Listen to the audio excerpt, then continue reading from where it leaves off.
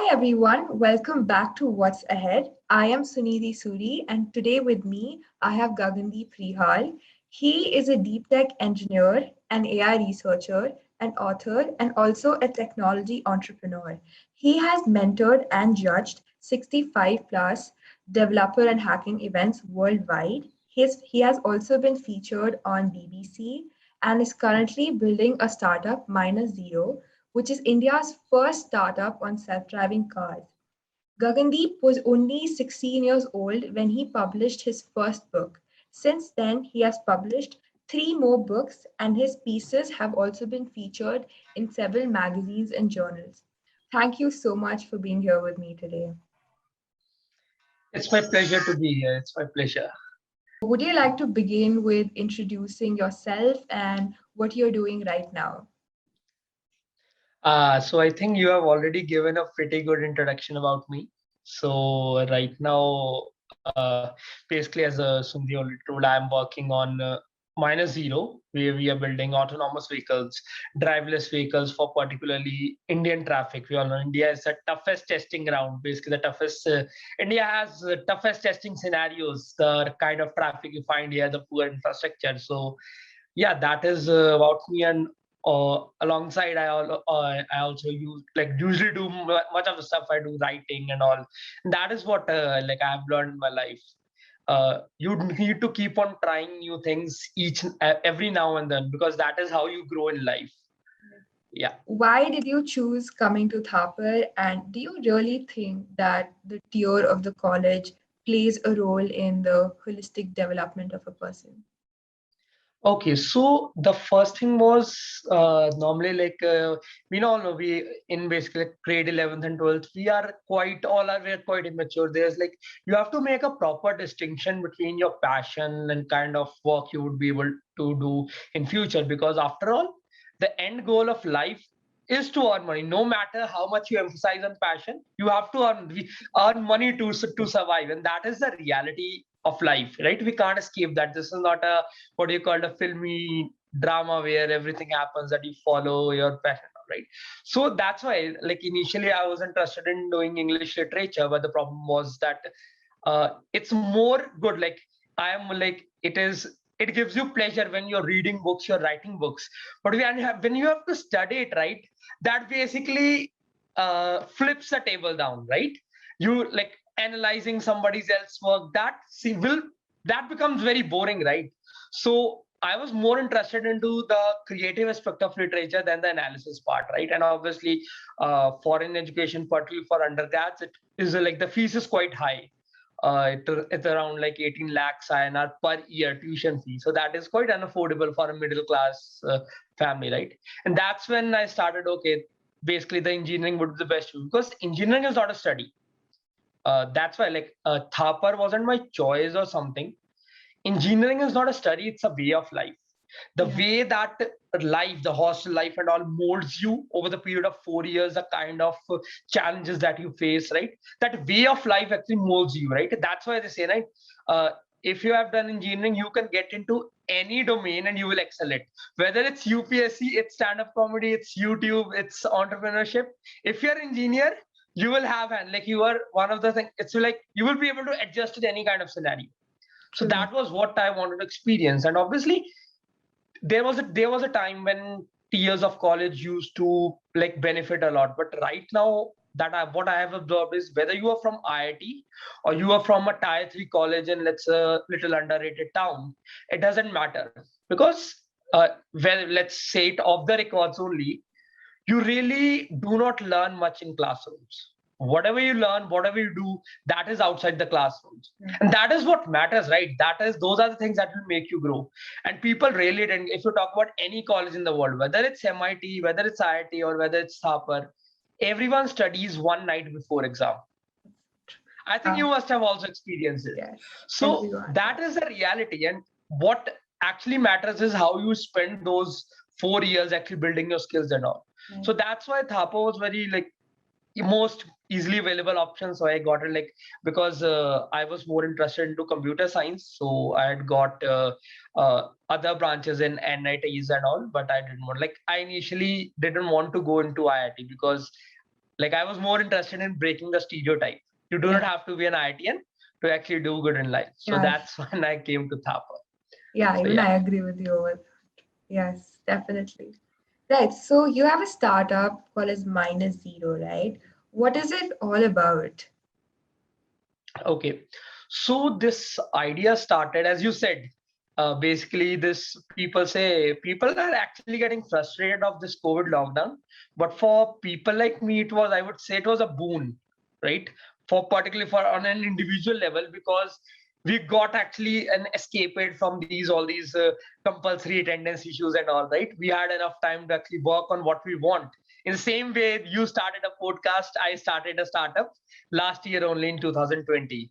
So that the idea has been going on in my mind from really long time, but like we have been experimenting and all, but it became formalized in this COVID times only. And that's when we started. And self-driving is what we call the, like, what Apollo mission was to the space industry. The same way the self-driving is Apollo mission of what you called AI. And that is currently the biggest problem the AI currently can solve, because lives are at stake and all these things. So that's why we started it. And the thing is, India ranks number one in road accidents across the world, and most of the road accidents happen due to human negligence.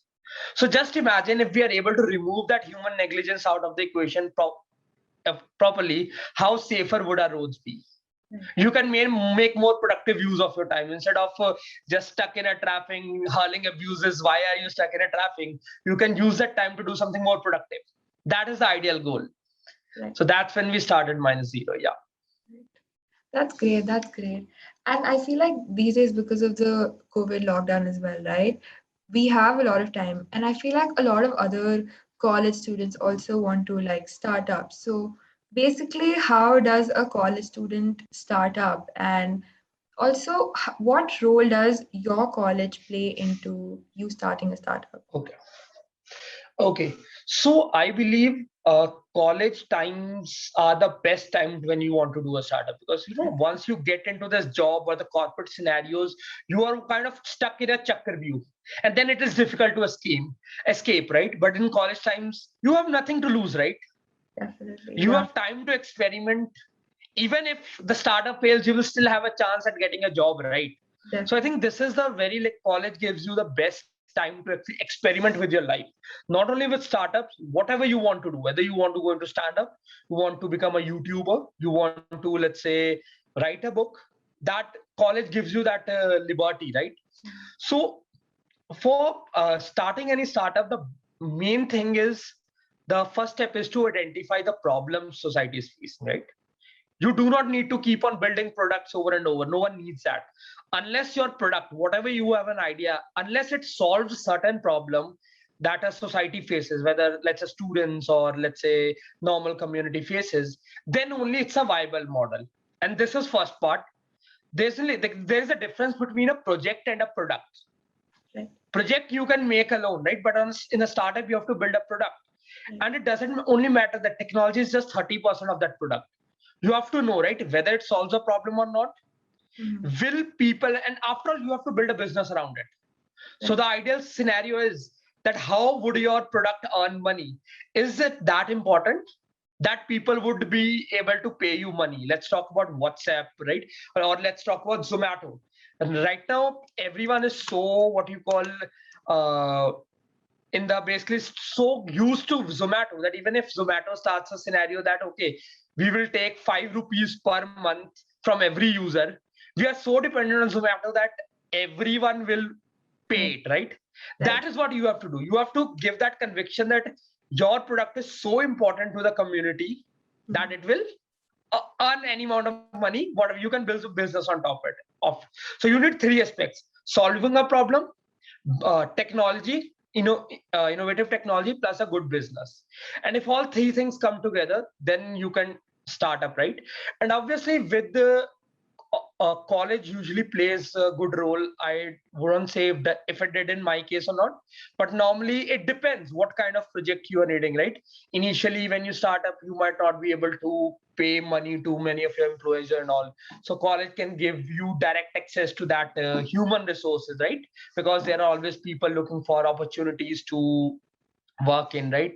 And obviously there are many colleges, particularly when PIT did that, they gave us small they have their incubators programs affiliated with Government of India, through which they give a little bit of financial support initially, I think, which is very beneficial. It's like because initially for every startup, I'm not talking about service based startups, we talk about product based companies. When whichever company is building a product, they are like in a what you call a Chakravyuh. It's a chicken and egg problem, the kind of which you have to break. Like, you need money to build a product, but you need a product to convince people to put in money.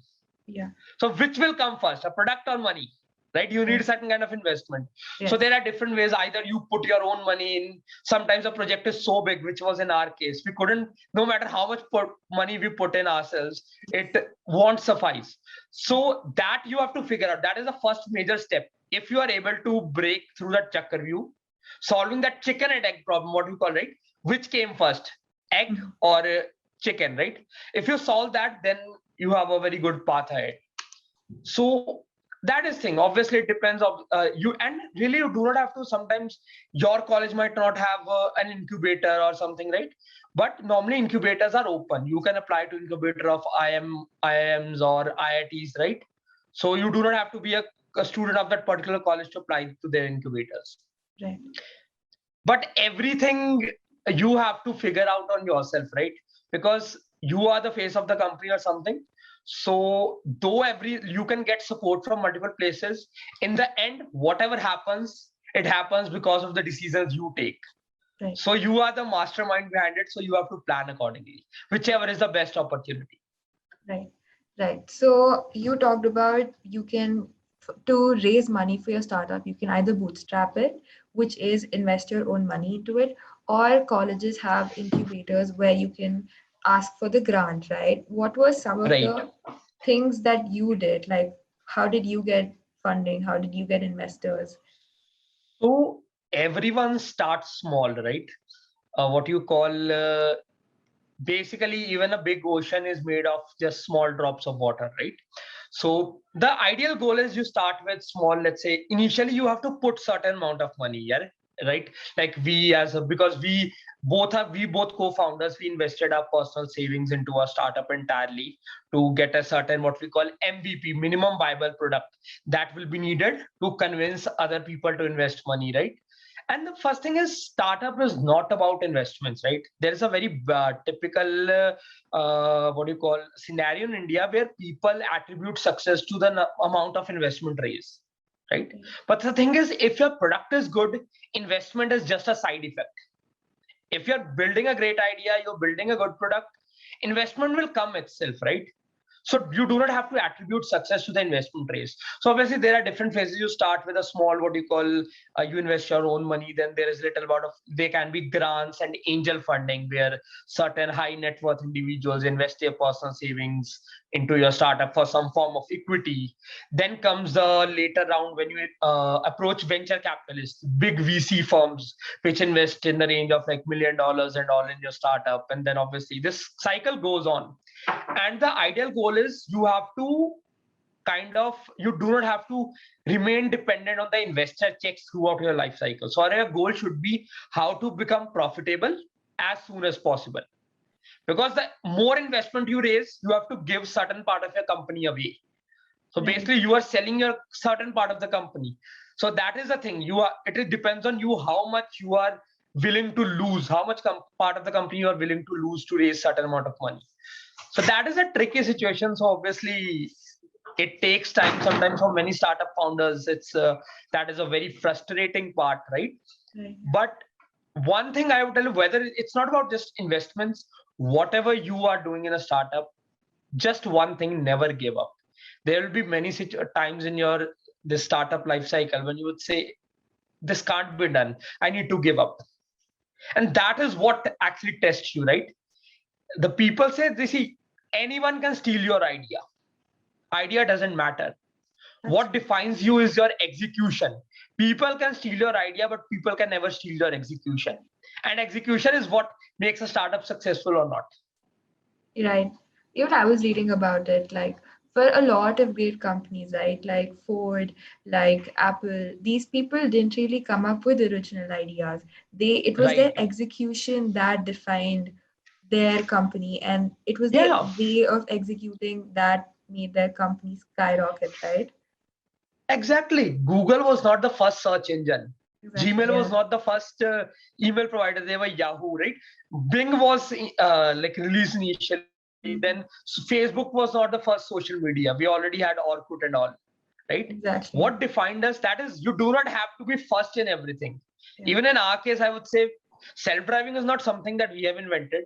It has Yeah. been idea that has been tackling it from generations. The idea has been there from generations. It depends how we are able to execute it. So you Right. do not have to be the first, you have to be the best one. Yes. I think that's how original thinkers think, right? So I was listening to a TED talk about original thinkers, and that is the quality of original thinkers. Right.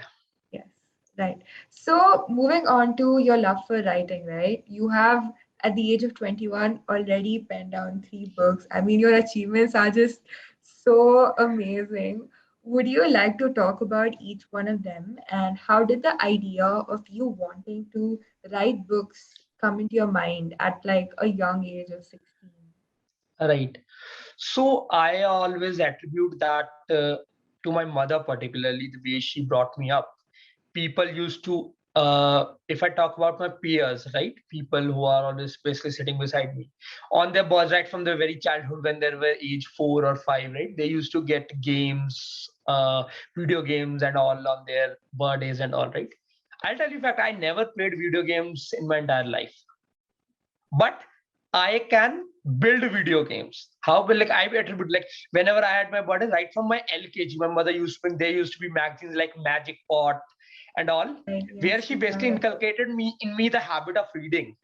And based on every birthday, she would give me like which book you want to read, novels, fiction, and all. She would give me 5, 6 books. That basically inculcated in me the idea of self-study. Right. I never, and that is why I would say I've been like, people say that, yeah, in our classes no one teaches us these things, why, how are you doing it? So the only solution is you have to learn it yourself. And that is what this habit inculcated in me actually brought up, right? I started reading, I started learning on my own, so I wasn't dependent on school or something. So obviously for writing new books, first you have to read a lot, Yeah, right? And definitely. that habit, like that, developed the love for reading, and eventually it went on into writing. So initially when I started at the age of 13 or 14. Okay, I wrote first draft of my book, sent it to over 90 publishers. Every one of them rejected. Then I tore apart my entire draft, 80-page draft, and started writing the same story again. Again, same thing happened. Everyone rejected. And particularly in India, publisher takes year, up to like 6 months to 12 months to actually reply to your draft, that whether it's rejected or accepted. So that was a very like typical phase of my life. And eventually we ended up getting a book out.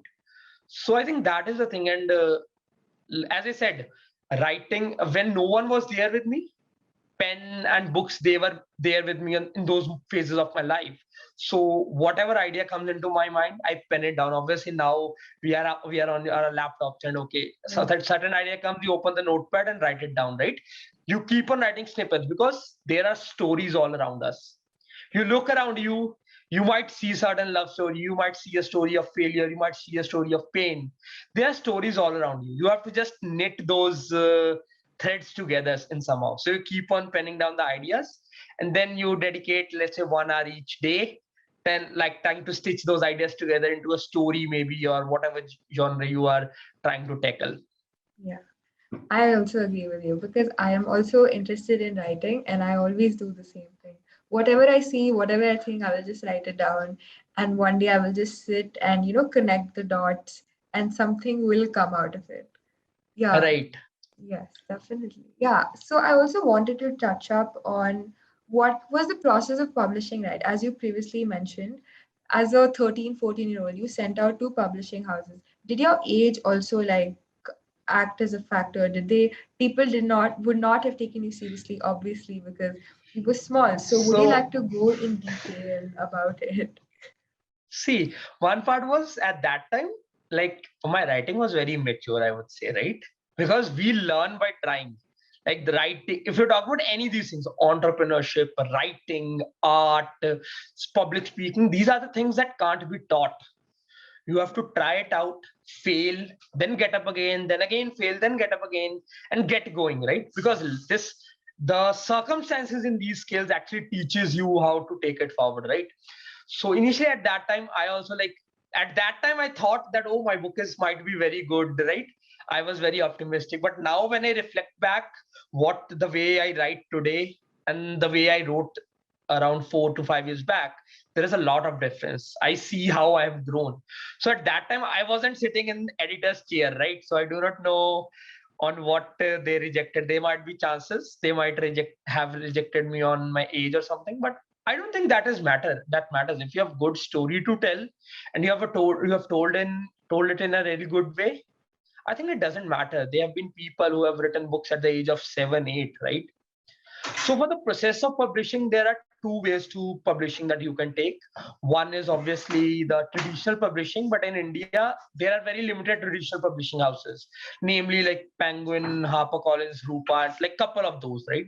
So in India, publishing a book really is a very tiring job because, they won't entertain you because they can release only, let's say, 5 or 6 books per year, and they get over 500 manuscripts per month. So the opportunities are limited, so that is a little bit tricky approach. So either you must have been like very famous or very well accomplished that they would entertain you on the first instance, or sometimes like luck also a lot matters. But then there is another approach that you can use, what we call self-publishing, right? So there are two kinds of self-publishing. One is you pay money, you pay 30,000, 40,000 dollars to get the book out. So that is a totally wrong approach. It is wastage of money because after you invest 30,000, let's say, into publishing a book, and what if that book doesn't sell? Because you can't define whether your book will sell or not, because it depends on the audience. You do not know how audience will react. So obviously you can go into certain other ways also, in the way which I did publish my first book. That was particularly, I paid zero money to actually, it was a self-publishing combination of self-publishing and traditional publishing.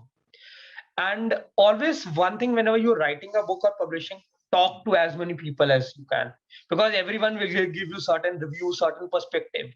Everyone teaches you something, not only in writing, in any field. Talk to people, network with the right kind of people. Your network defines you, right? If you're in the company of good people, inspiring people, you will get inspired.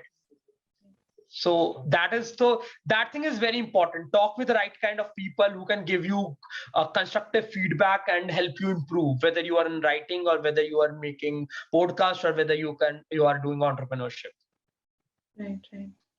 Right. So I think one thing I want to ask you is that now that you've narrowed down to tech and writing as your interest, right? And I presume these are your passions of your life.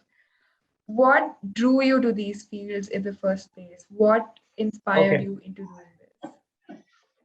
Again, I would attribute the same. I think upbringing matters a lot. My mother made me try everything. I tried dancing. I've been trained in music also, in playing piano. I tried everything right from my childhood. Like it should, okay, my mom said, it's a debating competition, go for it. What will happen? What the worst will happen? People will laugh at you, but you will end up learning something, right? You will end up actually knowing. See, no one can teach you. See, there is two approaches. One thing, you can't be inspired. Okay, see, Kalpana Chawla was an astronaut. I also want to be an astronaut. That is not the right way, because you do not know what goes behind in that scenario and whether you actually made for it or not. So you have to try. If you want to be a writer, try writing. Then you will get to know. You can't look, okay, I would say Elon Musk made it very big in entrepreneurship. I also want to be an entrepreneur. That is not how it works.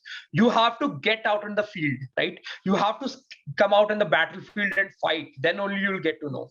So in my way, in my scene, I tried everything.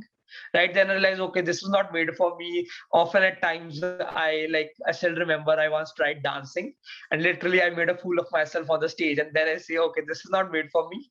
I need to do something else.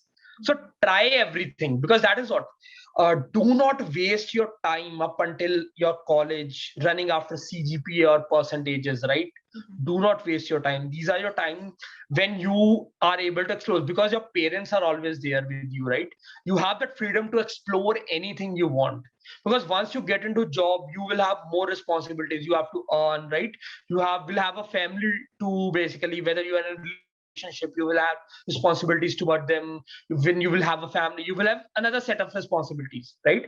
So that is what, try exploring these things in, like, in your early days, so that you can get a first hand experience. Then obviously over the course of your life, you can refine that, okay, this is made for me, this is not made for me, I will do this. And I think that is very important. Right. I feel like I also agree with you when it comes to the exploring part, right? Because I've also tried so many things and my mother pushed me to like try and, explore. It's not always about winning, but it's also about the experience and what you learn out. Lastly, I want to ask you, you have a startup at an initial stage and you have written 3 books. What is your goal for the next 1 year? Where do you see yourself in that shift of trajectory? So see, our job is to put in our 100% efforts. The results are left in the name of God, right?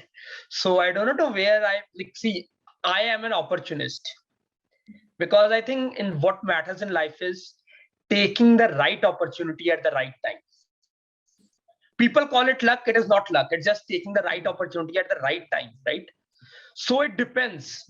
I always take the best opportunity that is available, which actually aligns with my goals. So I do not know. See, opportunities can come from any direction. I might say, like, I want to be this, I want to be at this situation 5 years in a row, or basically 5 years along the line. And there might be chances I might be at totally different place, right? I never in my childhood thought I would become an entrepreneur, right? So you never know. It depends. That is what, there's nothing called luck. Luck, you have to define your own luck. You have to take a right opportunity at the right time at the right place, right? And it depends, right? You can never know. See, did you ever dream in your basically life in early stages that you wanted to start a podcast? Never. No, right? No. It Yeah. depends. Right time it came to, okay, I want to try it, and then you took the right opportunity. You took the initiative. Right. So that is the basic thing, right? So you can't really predict what will happen in futures. All the predictions are really, I would say, they are probabilities. And let's say it's like a flip of the coin. You want heads, but what if you get up like you end up getting tails? So make the most out of what you are going to do. So that is the only thing, right? Do not spend your time in cribbing. If, like, let's say I want to be this, and let's say in certain scenario that doesn't happen, you do not have to waste your time cribbing on this, why that didn't happen. Make best use of what you have to actually achieve what you want. Yeah, definitely. I think that's some great piece of advice as well. Right. So we have the rapid fire round. This is the last segment of the show. This is something I do with every Okay. guest that comes over here. Right. Right. So let's begin, right? Since Sure now thing. everyone knows that you are a very avid reader, which is that one book that you're binging on these days? Right now. Yes. So right now I am reading this book. It's like I have it with me right now. It's All the Light We Cannot See. Oh my God. So I am reading this right now. Yeah. That is amazing. What does Gagandeep Rihal do in his free time? Right. Okay. So often at times like I write shairis. I write, like, writing poetry, share shairis, and write. I love basically I love the kind of learning. Okay, how to do this. Okay, uh, what I do in free time, I would put in simple, but I love asking questions. That has been the best habit I had. Never feel shy to ask questions. Like, no matter, every time I'm like curious. Okay, how does this work? I want to know. Like, how does a YouTuber make money? So you keep on asking questions, you keep on getting answers. So I think right in my free time I'm on internet searching for something or other. How, like, let's say Avengers movie was shot, how VFX are done and all. So Yeah. those are the scenarios. Just exploring. Keep on asking questions. Yeah. Just exploring and keep on asking. I also agree with you here. Like, I feel like I would Yeah. like to call myself as an explorer first rather than Right. anything else. Yes. So, fourth question, where do you see yourself 20 years from now?